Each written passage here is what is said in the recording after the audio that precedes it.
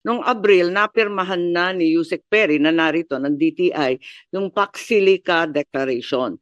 Ngayon, alam natin, talagang maikli rin ang panahon pagkat by November ang plano, mayroon na tayong agreement na kahit papano, meron na tayong pinirmahan na kasunduan. Hindi lamang deklarasyon, kundi kasunduan. November na yon.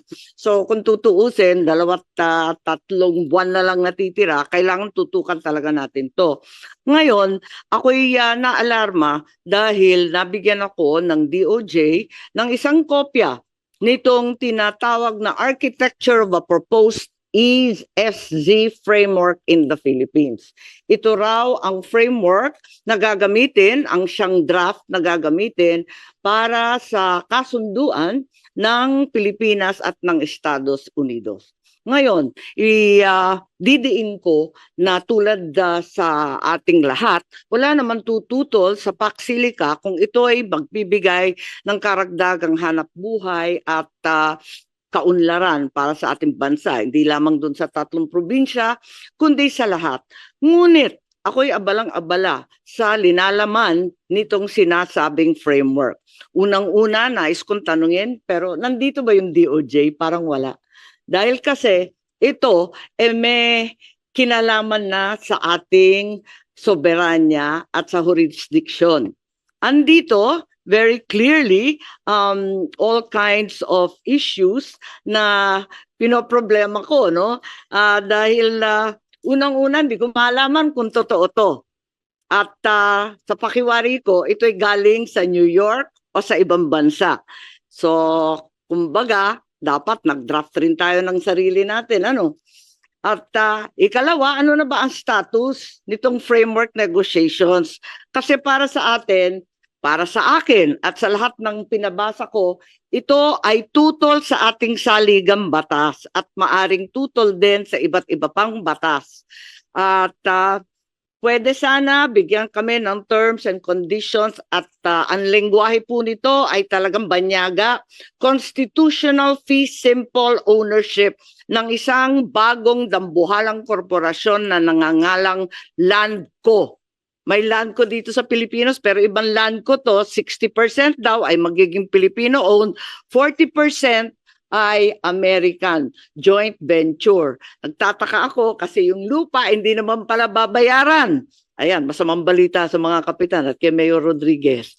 Dahil eto nga, bakit ganito to? Hindi ba dapat BCDA na lamang o kung sino ang nais magbenta? Pagkalaki-laki ng lupa, 1,619 hectares na hahawakan ng 99 years pero may karugtong na sa pagkatapos nitong 99 years, andun pa rin sila. Hindi daw pwedeng guluhin. At eto nga, hindi ba dapat gobyernong Pilipino na lamang ang humawak niyan?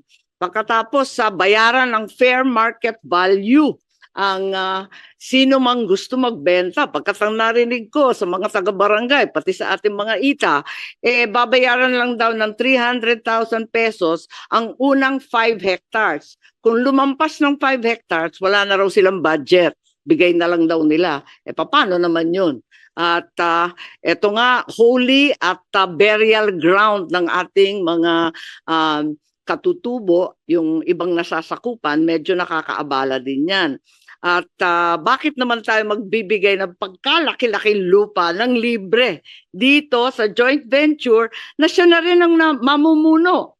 Ang nandito sa framework po, ang pakaliwanag, may master tenant na siyang mangangasiwa sa lahat ng sublease and the entry and of companies and the construction of facilities. Ano ba ang nasyonalidad nitong master tenant or JV na to?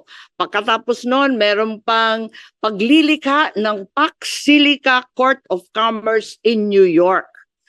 Ang sakop ba nito commercial contracts lamang o talagang isusuko na natin ang batas Pilipino at ang korteng Pilipino sa New York? Parang nakakakaba naman yata to. Ang sabi kasi exempted na daw sila sa iba't iba pang batas at hindi sasakupin. Ang sabi pa, yung governing or oversight body, itong Pax Silica Court, meron pang 4-member zone joint committee na ang members ay landowner, kung sino man yon, dahil hindi ko naintindihan kung sino yung landowner, yung master tenant, itong JV na to, yung US Department of State, at iisa lang yung Philippine government sa 4 na yan.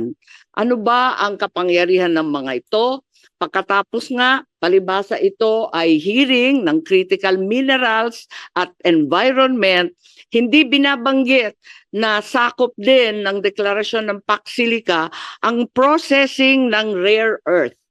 Ngayon, ang processing na yan, alam po natin, ay very, very toxic at kung minsan radioactive. Payag ba ang mga taga-kapas na sila ang i-expose sa kung ano-anong mga minerals na yan? Sa kabila ng pagnanais natin, ng development, ng kaunlaran, ng trabaho, wag po tayo magpadala. Higit sa lahat, ano ang national security implications po nito? Ako ay naniniwala na kailangan malaya ang foreign policy ng Pilipinas, huwag tayong kakampi sa isa o sa kabila.